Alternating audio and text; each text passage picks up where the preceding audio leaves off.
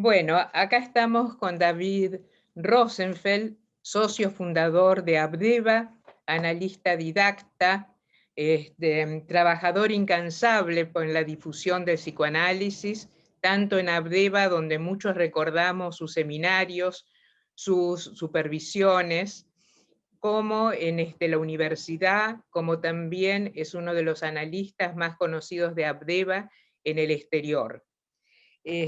Dando clases, seminarios, supervisiones, conferencias, y es muy importante el trabajo de David en el desarrollo del análisis de pacientes psicóticos.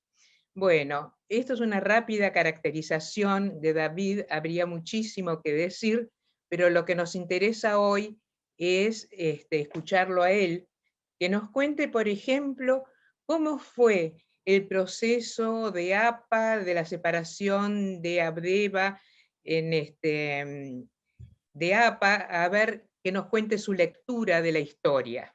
Hay que empezar por la Asociación Psicoética Argentina, que es el inicio de la primera asociación psicoanalítica formal con aceptación, aprobación internacional.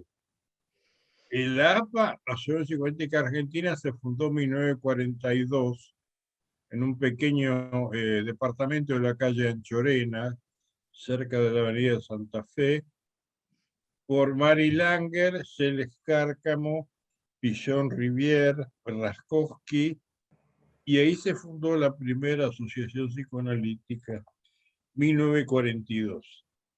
Enseguida se acopló Ángel Garma, que llegaba también formado desde Europa con muy buena formación psicoanalítica, muy buen análisis personal en Alemania, y sobre todo Henrik Racker, que llegó junto con Mary Langer desde Viena, y que fue el gran maestro, según Horacio Chegol, él aprendió psicoanálisis y encuadre gracias a los 7, 8 años de análisis con Racker. Es una gran influencia porque fue el primer libro escrito sobre contratransferencia en el mundo, el de Henrik Racker. Mary Langer era la única persona conocida a nivel internacional. Es decir, la que era conocida en Europa o en los congresos, la única era Mary Langer. En esa asociación se fue creando como parte de las preguntas de los dos historiadores, cómo influyó la situación política, el inicio de las dictaduras. Fue muy importante porque se crearon grupos políticos. Uno era Plataforma y el otro Documento, y presentaban trabajos científicos como para fundamentar que había trabajos psicoanalíticos donde había que tomar actitudes políticas. Y a veces se creaban climas violentos que yo no entendía, porque era ahí no, hay cosas que no entendía, ¿por qué tanta violencia? Por ejemplo, recuerdo un trabajo de un psicoanalista Blecher, que propuso un trabajo de pacientes muy, muy regresivos, donde todavía no se crea la identificación proyectiva. Y yo no entendí por qué fue prácticamente asesinado por sus dos discutidores, compañeros de toda la vida, de sábados y domingos. El que coordinaba no sabía cómo hacer para calmar el ambiente. Digo que lo asesinaron porque hizo un infarto después de eso, doctor José Blecher. Fue a mansalva, no entendíamos nada, ni yo ni la gente que empezaba el seminario el primer año, no entendíamos nada. Y los grupos Documento y Plataforma eran actitudes, posiciones políticas que suponían que había que tomar en base a trabajos, actitudes políticas en base a la política y en base a trabajos psicoanalíticos. Pero hubo una anécdota, si la puedo contar, que hablan un trabajo sobre, en inglés, policy, y se levanta un colega que después fue de nuestra asociación, Buenos Aires, Sociedad Psicoética de Buenos Aires, APTEBA, que era guía, y se levantó, que era muy, muy tímido, dijo, ¿por qué usan este trabajo? Bueno, porque acá está escrito que hay que tomar actitudes políticas en la vida, dice este trabajo de Freud. Y dice, discúlpeme, policy no quiere decir actitud política, es tener un principio interno. Y acá tengo la edición alemana, que es Richtlinie, que es tener un orden interno mental, no tiene nada que ver con política. Nunca más lo saludaron a él, se terminó la reunión en ese Ateneo con la intervención de Y este colega nuestro, decime, Guial. David, ¿cuándo se empezó a gestar la idea de Abdeva? ¿Cuándo empezó? ¿En qué momentos? ¿Por qué? Bueno, justamente había muchas peleas violentas, un clima muy, muy poco sereno para uno que empezaba los seminarios, y tampoco se rompió la relación porque empezaron a no exigir las estructuras de los seminarios para estudiar. Hasta se propuso que con estar presente ya estaba aprobado en los seminarios, no tenía que hacer un resumen final del año, no había que clasificar lo que ya estaba aprobado al cursar nomás solamente, y tampoco se respetaba el setting. Todo el mundo sabía que había gente que iba una sola vez por semana. Era tal el relaje que terminaban haciendo fiestas de fin de año donde los pacientes, los psicoanalistas didactas bailaban con las pacientes, cosa que a Donald Mercer cuando vino se agarró de la cabeza, me dijo, ¿qué es esto? Sí, no se mantenía el encuadre respetado más o menos clásicamente, ni la exigencia mínima de hacer tales y cuales seminarios, y empezó la actividad política para ganar elecciones. No hace falta ser aprobado en los seminarios, con estar presente era para ganar elecciones, y terminó siendo actividad política demagógica. Y Y entonces, esa ruptura, ¿cómo se fueron juntando la gente que luego iba a formar a Abdeva? la gente quería formar Abdeva, quería ser un poco más, no era estricta, pero mantener el encuadre, la exigencia en los seminarios, era la gran diferencia. No era solamente que había más psicoanalistas que creían en las teorías de Melanie Klein en Abdeva, Buenos Aires, más que en lo que quedaba de la APA, Asociación Argentina. Porque la profesora de Klein quedó en la APA, Asociación Argentina. Había muchos más que seguían las teorías kleinianas en la Asociación de Buenos Aires, Abdeva. Y además había dentro de cada uno de ellos un fanatismo enorme, que siguió mucho tiempo dentro de la Asociación de Buenos Aires, Abdeva, donde en algún momento yo acá junté todos los seminarios, el primer seminario, la primera revista, donde ocurrió también en APA, en la Argentina, como en Abdeva, la Buenos Aires, donde si no podías aprobar una tesis de fin de año si no ponías la palabra identificación proyectiva en algunos seminarios. En un seminario que hizo la Buenos Aires Abdeva, que lo tengo por acá, tuvo 2 trabajos sobre reacción terapéutica negativa, donde se decía que lo más importante no era la envidia, que había otras cosas más graves. Todo esto lo expliqué en una conferencia.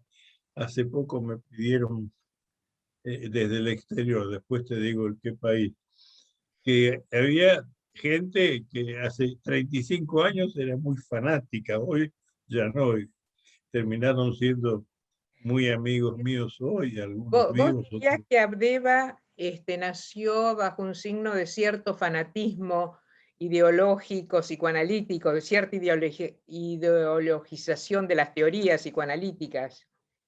No era lo más importante, no era lo más importante. Lo más importante era que no se cumplía el mínimo de exigencia para estudiar en seminario y no se cumplía el encuadre de tener 3 o 4 sesiones.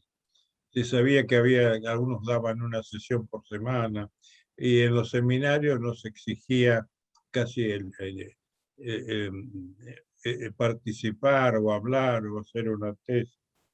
Era el relajamiento de la exigencia en la formación. Es decir, que Lo de la teoría es aparte, porque de los dos lados había adoradores de una teoría mucho más, te digo, seguidores de Melanie Klein del lado de lo que fue la Sociedad Buenos Aires Deva. Pero era también un poco que las fanatismo. tensiones políticas de afuera, porque era una época muy brava en la Argentina.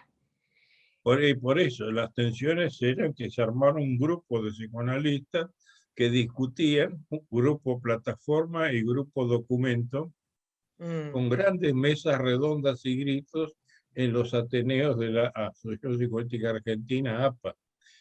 Y ahí llegó el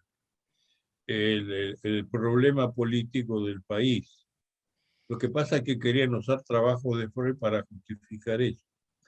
Y, bueno, yo era muy chico, no entendía por qué era tanto. Si querés tomar una actitud política, ¿para qué usas a Freud? Tomar la actitud política, decía yo. Un poco con sentido común, con otra gente de mi edad, ¿no? ¿Qué tenés que usar a Freud para eso? En ese clima, en relación a la dictadura, fue muy feo y terrible. Un par de años después, Abdeva se crea en 1980 internacionalmente en el Congreso de Nueva York. Ahí es aprobada internacionalmente, que yo tengo filmada el momento de la votación, los abrazos y el cóctel que se hizo después entre nosotros. Lo tengo todo filmado en casetes de Super 8. Eso en algún momento te lo vamos a pedir para cuando empecemos a hacer el museo de Abdeva. No, hay que rogar que los encuentre. Yo los pasé a todos los que fueron al Congreso y a toda Abdeva, en la casa de mi querida suegra, lo pasé todo, pasé todas las filmaciones, hubo una gran fiesta. Me acuerdo que traje un grupo de músicos de tango, que yo sin tango no hay fiesta. Así que fue una gran fiesta en Buenos Aires con la gente que no estuvo, que vio la filmación, la aprobación. Ahí mismo se fundó FEPAL. En ese Congreso de Nueva York, 1980, se aprueba la formación de la Sociedad Psicoanalítica Buenos Aires Society, aprueba, y Panseira propone oficialmente que sea FEPAL el nombre de la Federación Latinoamericana, y se aprobó propuesta de FEPAL, el nombre FEPAL, y creo que fue el primer presidente Panseira, ¿sí? Él lo propuso. Y ya antes de la aprobación de 1980, ya habían hecho un boletín, revista. La revista se crea también en 1980, acá tengo el número 1, número 2, donde también está mi esposa junto a Panseira y otros colaboradores del Comité de Publicaciones. ¿Ya funcionaba? ¿Dónde funcionaba Abdeva? ¿En Maure o dónde funcionaba? Como institución fue el lugar en que está ahora, que era un lugar abandonado, una gran herrería, tanto que tenía rieles para carros para transporte de hierro de toneladas, había rieles, lo que soy la entrada del jardín, y ese lugar abandonado, ese galpón, lo encontró Guillermo Lancel, nuestro colega, que vivía ahí nomás cerca, consiguió entrar, hablar, arreglar para la compra. Los dueños se querían desligar porque era una cuadra oscura, desvalorizada, pero insistió mucho Lancel, junto con otro colega, y logró convencer a todos de comprar eso, que era un espacio grande y tenía mucha razón Lancel. Estuvo hecho un visionario en cuanto a lo inmobiliario, Lancel. Y Lancel fue un inmobiliario increíble. Dijo, acá hay un espacio enorme, esto se arregla. ¿Qué les importa que está llena de hierros y hornos de herrería y rieles para cargar toneladas? Esto se arregla. Y ahí se hizo en lo que era el espacio de la secretaría, las reuniones, o en un galpón se pusieron sillas. Es el lugar oficial de Abdeva. Ahora, Como, contame un poco, Abdevas, ¿cómo era el tema del psicoanálisis en la época de la dictadura? Porque más o menos coinciden las fechas. ¿Cómo era? No entendí la pregunta. Claro, ¿cómo era, cómo se relacionó el psicoanálisis con toda la época de la dictadura? Bueno, en la Asociación Argentina eran grupos políticos, lo que te dije, el grupo Plataforma y el grupo Documento. En lo que yo recuerdo de nuestra sociedad Buenos Aires Society, Abdeva, era muy temeroso reunirse, hacer grandes reuniones. Mm. Tuvimos que suspender todo lo que eran grupos de psicoterapia, porque se los consideraba reuniones políticas, y tuvimos que suspender todo lo que eran grupos de psicoterapia, a menos que se hicieran en una casa particular, y se hacían en casa particular, pero tratando de incluso suspender todo lo que era reuniones de grupo, vivíamos bajo el terror. En la Asociación Internacional pasaron cosas muy feas también, pero eso fue 3 años después, cuando yo fui vicepresidente internacional, que estaba el famoso caso de Río de Janeiro, que cubrían a uno de los psicoanalistas que era asesor de los militares en la tortura. Y había un didacta, yo di una conferencia sobre ese problema cuando hablé Que se solucionó recién en la época de Chegoyen, ¿no?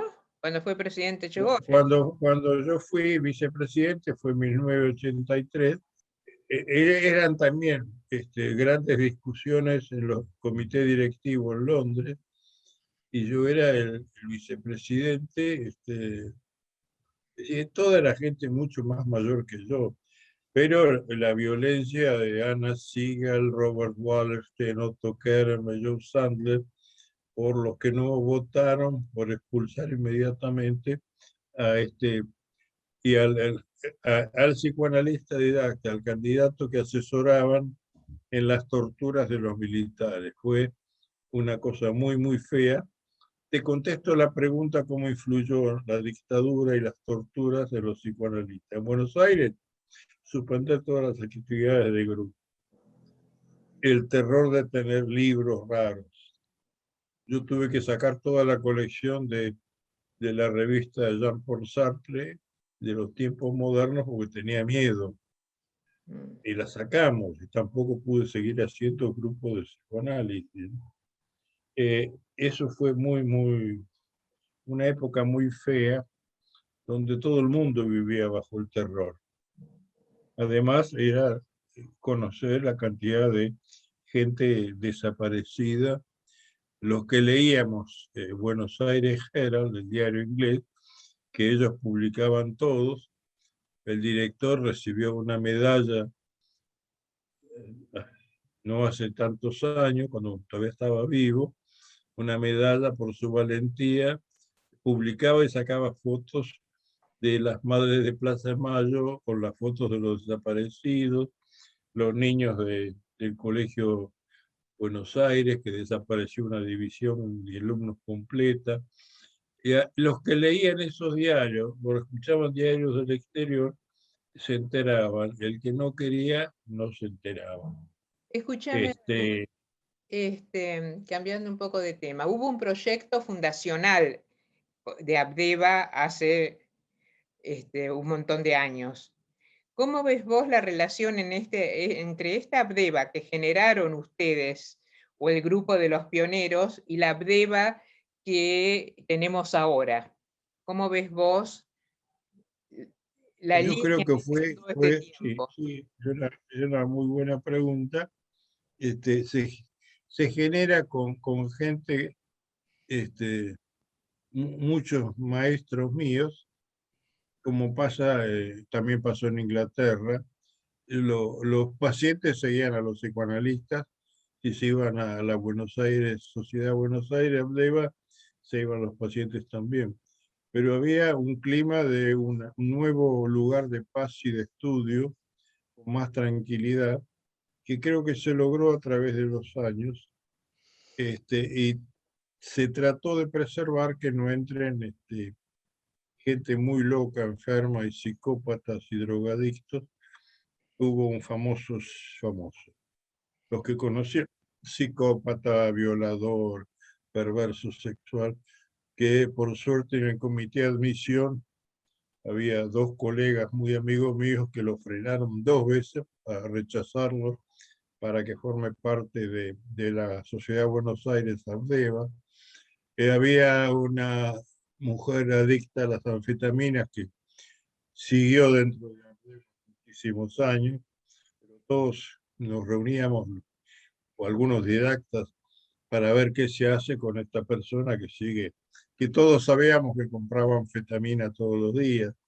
Y además hubo algo que está la propuesta de los dos historiadores, que también hablemos de lo que hicieron mal. Mm. Esa parte es muy importante, querida Carmen, poder decir lo que hicieron mal. Hicieron mal en no cuidarse ellos, los primeros que fundaron la Sociedad Argentina, APA, no se supieron cuidar y psicoanalizar, buscar un buen análisis personal, y si alguno se enfermaba tampoco lo ayudaban a cuidarse, y sabían que había psicoanalistas locos y raros o borrachos, y no cuidaban a los candidatos. Ujú. Sí, eso fue una época de gran indignación, de parte mía, que yo lo hablaba con la gente de Londres, con los invitados, como los que venían a dar clase, como fue Eso, el primer boletín de la revista de Abdeva, fue, eso vos lo ubicás al principio de la creación de Abdeva, los primeros años de Abdeva. claro, se logró que no entren psicópatas, drogadictas, pero había mucha locura y muchos suicidios. Se Ujú. suicidó mucha gente, por falta de cuidado, de análisis.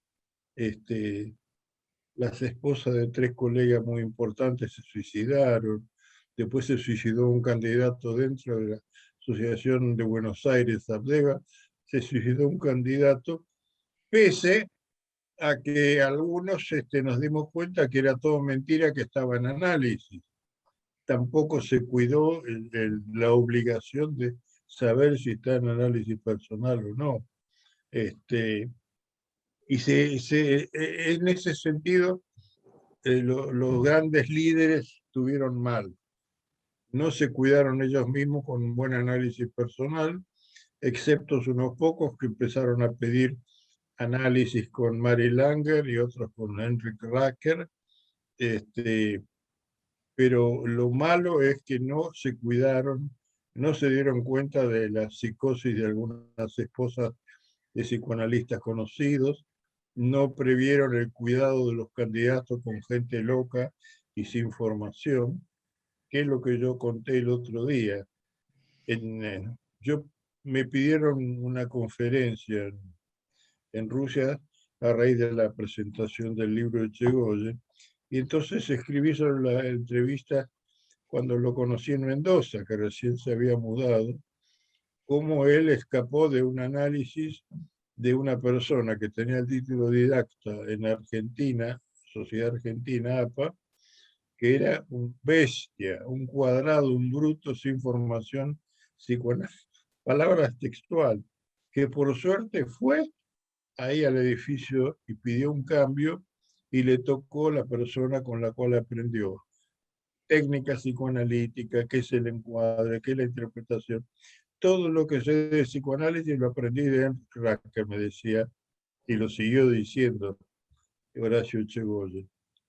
Y también estaba el fanatismo, porque Horacio Echegóyen y muchos otros de 35 años, en Apdeva o en APA, eran muy fanáticos.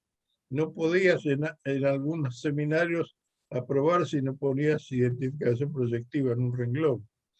Y en un seminario de nuestra Sociedad de Buenos Aires, Apdeva, acá tengo uno de los títulos de todos los seminarios, Ateneo, perdón, Simposium. También había 2 trabajos sobre reacción terapéutica negativa.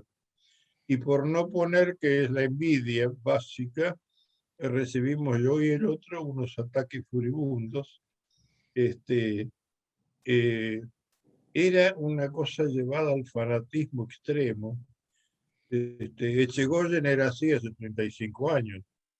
Después, en Londres también muchos de ellos. Pero eso fue cambiando y era la maravilla, era eso, explicaba todo. Claro, pero yo tenía formación filosófica, entonces hablar de la envidia era un ente místico que está arriba, decía Jean-Paul Sartre. También hablaba de psicoanálisis, Sartre, el filósofo. Es un ente místico, ¿qué es la envidia? Tenés que buscar la transferencia. Y eran unas denigraciones terribles porque la envidia no era lo más importante en la reacción terapéutica negativa. Todo eso está en una conferencia que di para Rusia que me pidieron. El fanatismo llegó también a la sociedad de Buenos Aires. Entonces se acoplan a ideas como si fuera un club. Si no decís eso, quedás afuera del grupo. Porque hay pertenencia al grupo. Entonces tenés que decir las normas del grupo.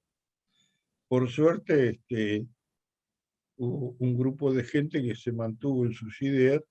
Yo me mantuve por el apoyo de gente de Londres con la que supervisaba. Ahora, Y eso eran cosas muy terribles del fanatismo. O sea que siguió dentro, el fanatismo siguió dentro de la Asociación de Buenos Aires, dentro de Apdeva. Eso siguió.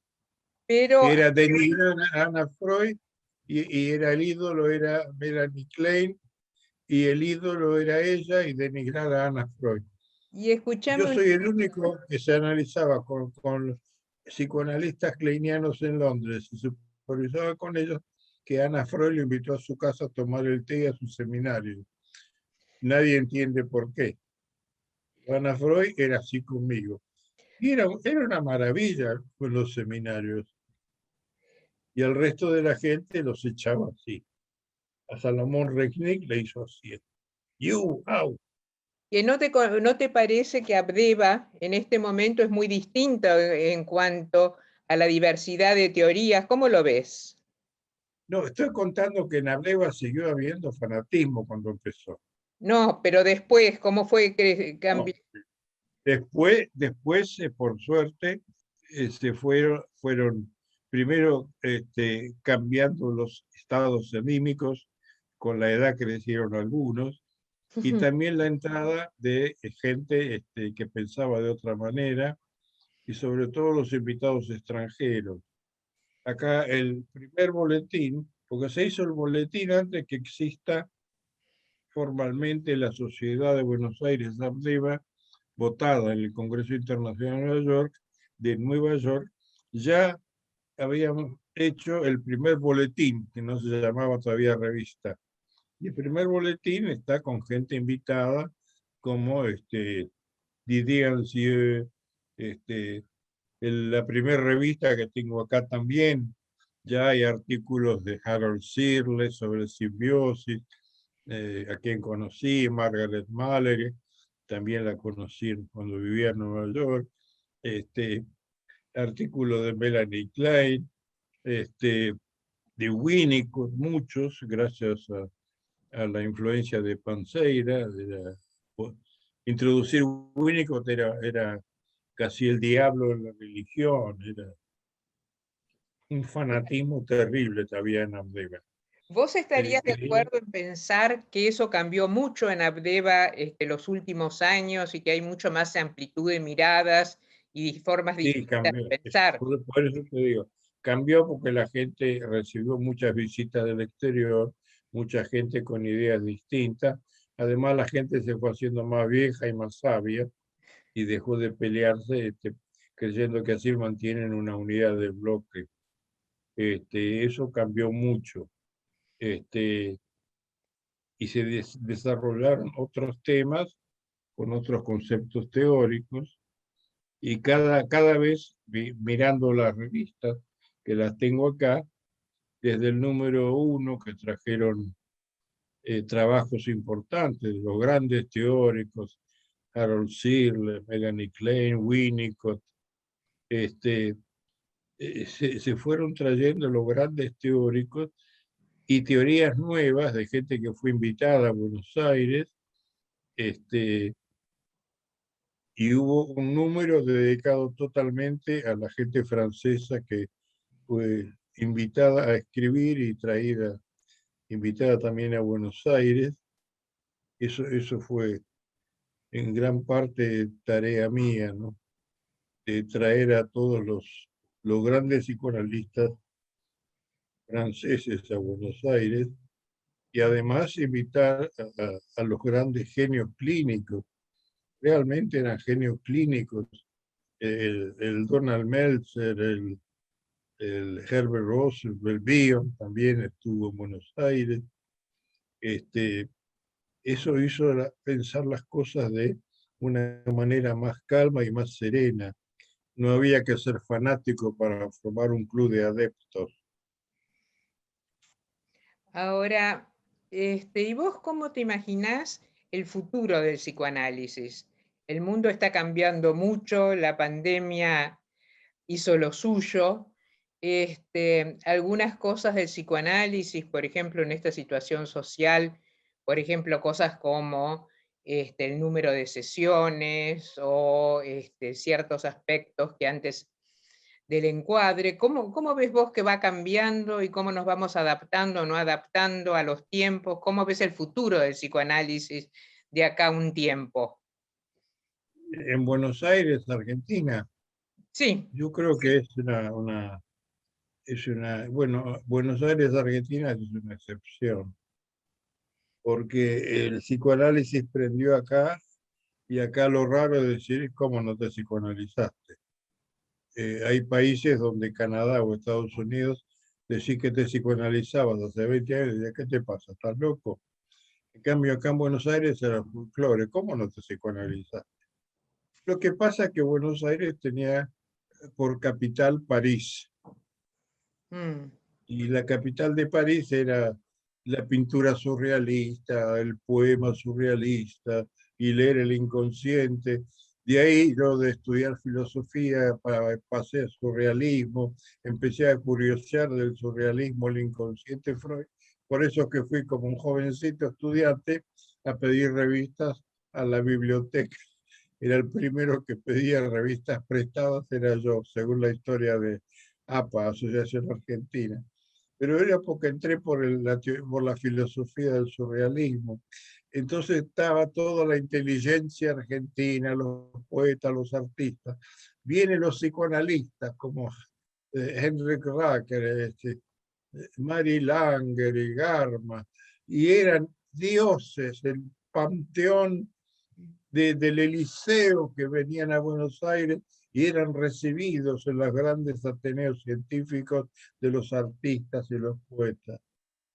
Y luego ocurre que no había carrera de psicología y ocurre un fenómeno muy raro que según en el Congreso de Holanda le preguntaron, creo que a Chegosi, cómo es que se divulgó de golpe toda esta cantidad de gente en la formación psicoanalítica formal en APA. Me dice, bueno, por ese jovencito que está ahí, que organizó cursos en la Facultad de Medicina 2 o 3 veces por semana, con 1000 alumnos por vez, porque no había facultad de psicología, organizaba los cursos el psicoanálisis, cuál es cierto. Yo y mi compinche, ¿Quién era tu compinche? Calina, ¿Eh? Calina. Ah, Yo fascinado de la filosofía surrealista, al inconsciente, empezar a buscar Freud. Entonces me entusiasmé para conocer los psicoanalistas argentinos y yo era del comité de estudiantes de la Facultad de Medicina, del Centro Estudiante de Medicina. En esa época ganábamos las elecciones y yo era el secretario general y también fui miembro del comité directivo de la Facultad de Medicina como representante de los alumnos. O sea que fue una conjunción de dos jovencitos que querían que se den clases de psicoanálisis para divulgar y para nosotros también traerlos a los maestros acá. Y entonces era pedirle al decano, no nos permite usar el aula magna para clase de psicoanálisis. Van a usar el aula magna. Bueno, una sola vez. Entonces había que preparar el personal, las luces, todo. Pues le digo, señor decano, podemos usarla también, además de martes, los viernes, porque hay mucha gente, el aula magna es enorme. 2 veces, esto no es posible, pero doctor Escardó, si usted, doctor Escardó, si usted es psicoanalista, ¿para qué hace tanto lío? Si usted es psicoanalista. Bueno, está bien, hágalo. Después era al mes siguiente, yo quería hacer para el grupo de Pillon Rivière, Lieberman y Blecher, y no había lugar. Y no nos presta el microcine, otra vez acá, sí, pero es para la enseñanza, doctor Escardó. Bueno, está bien, hágalo. Era una conjunción de dos jovencitos y un decano maravilloso, que además era un gran escritor, Escardó, fue el que hizo que, no sé si corresponde, pero es bueno que sepan que fue expulsado de la Sociedad de Médicos del Hospital de Niño Gutiérrez, que está acá a la vuelta de mi casa. Yo estoy en Billinghurst, Paraguay, el Hospital de Niños está justo acá. Fue expulsado de la Asociación de Médicos del hospital por hacer que las madres duerman al lado de los niños en las camas en el suelo. Entonces fue expulsado por no mantener la higiene básica. Lo que se demostró era que ningún niño nunca más hizo escaras, ni se enfermó, ni necesitó antibióticos. es decir, que lo que vos estás diciendo que el psicoanálisis tuvo mucha expansión fuera también de las asociaciones. Sí, fue la influencia en el hospital de niños, en una sola sala, porque en el resto fue denigrada, y el jefe era el que descubrió el mecanismo de la parálisis renal por la carne cruda y la carne con heces, el famoso pediatra que fue el presidente de la Asociación Internacional de Pediatría. Era muy famoso, por supuesto, podía hacer votar que lo echen al doctor Escardó, pero Escardó siguió igual en su sala y logró demostrar que no hubo más escaras en los niños, ni depresiones, ni hubo que usar antibióticos. La madre era más importante. Eso era un grupo de psicoanalistas que yo conocí que trabajaron, ayudaron mucho. Ahí hubo una tarea, sí. La tarea de afuera era poder ayudar en centros de salud. Y yo y 3 colegas más trabajamos en un centro de salud en el barrio de Belgrano, en el Bajo Belgrano, pero eran tareas individuales, no era como institución que funcionaban ahí. Ahora, Lo que más se pide ahora es que sea a nivel institucional, la función social. Por eso los últimos premios Sigourney fueron dados a gente que hizo centros de atención a madres en Sudáfrica o centros de niños golpeados y traumatizados que organizaron centros de atención, no a trabajos científicos sobre el efecto de los traumas y violencia infantil. ahora, decime, David, hablamos un poco también de la relación Abdeva-IPA, la importancia que tuvo ¿Cómo lo viviste vos? A nivel de la Asociación Internacional, Abdeva no tuvo figuras conocidas en el mundo, excepto Mary Langer. Y la primera persona que presentó un panel principal en un congreso internacional, que fue creo que el único trabajo traducido al inglés, fue David Lieberman, que fue una gran fiesta porque presentó un trabajo, uno de nuestra asociación de Sudamérica, que fue un gran éxito. El trabajo sigue siendo excelente sobre mecanismos de las neurosis obsesivas, creo que fue en Holanda. Fue el primer el paso de un miembro de Buenos Aires, Sociedad Abdeva, a nivel internacional en un congreso. Pero a nivel de comisión directiva de IPA no había gente Hasta Echegoyen y Virginia. Yo entré como vicepresidente, se votaba en el Congreso, hubo una maniobra sucia contra mí y reaccionaron algunos del comité. Resultado, no, gané con el 76% de los votos. Al ganar yo con el 76%, no entraba ningún otro de Latinoamérica, lo cual dejaron de saludarme muchos de otras sociedades. Ese fue el resultado de la votación mía para vicepresidente. 76% de votos recibidos de todo el Congreso. Y ahí fue el ver que los mismos problemas tenían de falta de ética los que ayudaban a la dictadura y la tortura en otros países, el famoso caso de Río de Janeiro, y la gente que tenía miedo de votar y de expulsarlo, otros que se decía no tomemos cosas apuradas, pero las discusiones eran muy feas. Era un clima donde el hecho de las dictaduras creaban tensiones entre los psicoanalistas. Los efectos de la dictadura seguían creando tensiones y violencia en las relaciones humanas, a eso me refiero. Y Es por decir, suerte se exigió mucho más en Buenos Aires, la Sociedad de Buenos Aires, Abdeva, se exigió mucho más el psicoanálisis personal, se trató de controlar más después del candidato que se suicidó, estar atento que todos están en psicoanálisis personal, no hay que ser pseudo liberales, que era dejar en banda gente muy frágil y no aprobar a gente para miembro titular, mucho menos para didacta, gente que estaba totalmente momentos de desorganización mental, cosa que yo también intervine para prohibir que se nombren titulares o didactas.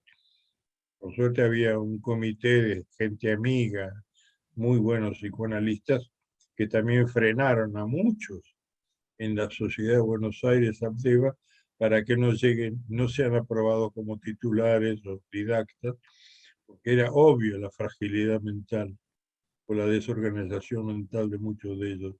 O sea que también había miedo de que de gente enferma que se ponga a roles de psicoanalistas y más aún de didactas. Y ahí se cuidó mucho, mucho. ahora, vos que conocés mucho el mundo, ¿cómo es el psicoanálisis en esta zona, en estos países de Latinoamérica y el psicoanálisis en Europa? ¿Hay diferencias, hay tensiones, hay distintas aproximaciones clínicas? ¿Cómo lo ves vos? Estoy hablando ya de la actualidad. Hoy, sí, yo creo que en Inglaterra se creó un nuevo grupo para... Bueno, en Inglaterra las peleas de Melanie Klein versus Anna Freud, que nos metían en la cabeza todo contra Anna Freud, resulta que Y yo, que fui invitado, la conocí como un genio clínico. La gente, mientras echaba de su aula a Salomón Renick, lo tengo que decir, lo echó así a Horacio Echegoyen también. Yo nunca lo conté porque me daba vergüenza. Fui presidente, me hizo salir.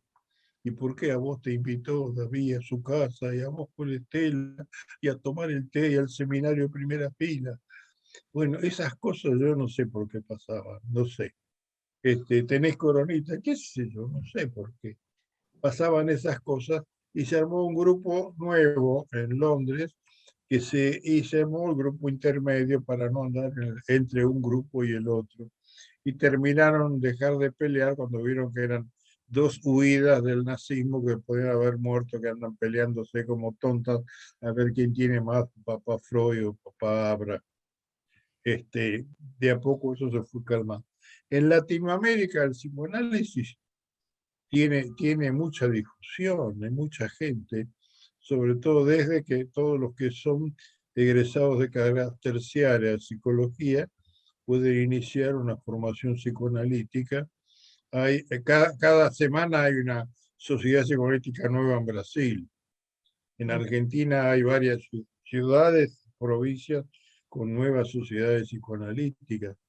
En Brasil es una cada semana. Es enorme la cantidad. En México hay varias sociedades en 3, 4 ciudades nuevas que trabajan muy intensamente. En Estados Unidos se creó un grupo nuevo en San Francisco, además de la ciudad de Francisco. Yo te conté, el otro que está en Los Ángeles, el grupo de Bion, dos sociedades que también se formaron en la ciudad de Los Ángeles, que hicieron algo distinto de ser solamente Bion. Y después está el grupo del norte de Estados Unidos, la frontera con Canadá, de Seattle, donde yo fui didacta ahí. ¿Y vos Fui ves, didacta 4 años. Ahí fui nombrado por la American Psychoanalytical 4 años didacta. y vos ves, David, distintas, vos que conoces mucho de un lado y del otro, distintas formas de trabajar en Latinoamérica que en Europa? ¿Cómo lo ves eso? No, lo que te estoy contando que es la cantidad de nuevas sociedades que se fueron No, no, formando. pero una cosa, En Los Ángeles, en Chicago, te, Seattle, te estoy y se preguntando por difundió. Pero todos trabajan más o menos en las normas del inconsciente de Freud y la transferencia. Algunos usan una teoría, otros, según los maestros que tienen, pero más o menos todos tratan de trabajar con lo que es la transferencia al mundo interno, al inconsciente. Hay diferencias. En Seattle se trabajó mucho con el mundo infantil, donde hay enormes producciones científicas sobre la primera infancia, el primer año de vida, que es el nuevo gran tema de los últimos años, de la investigación de los primer año, segundo año, 3 años de vida. Grande la investigación está dedicada a eso. Y en parte por la gran cantidad de niños con traumas, abandonos y violencia familiar que reciben. Los centros de atención de niños violentados, abusados de golpes y abusos sexuales es catastrófico que provocan cuadros psicóticos y cuadros parecidos al autismo, pero que no es autismo, simplemente es una retracción por el terror externo. Por eso bueno, hay tantos trabajos sobre este tema en Francia, Alemania, en Rusia mucho, y además está el gran auge del psicoanálisis en todo el este de Europa. Hay colas y colas de psicoanalistas para conseguir un analista didacta. ajá.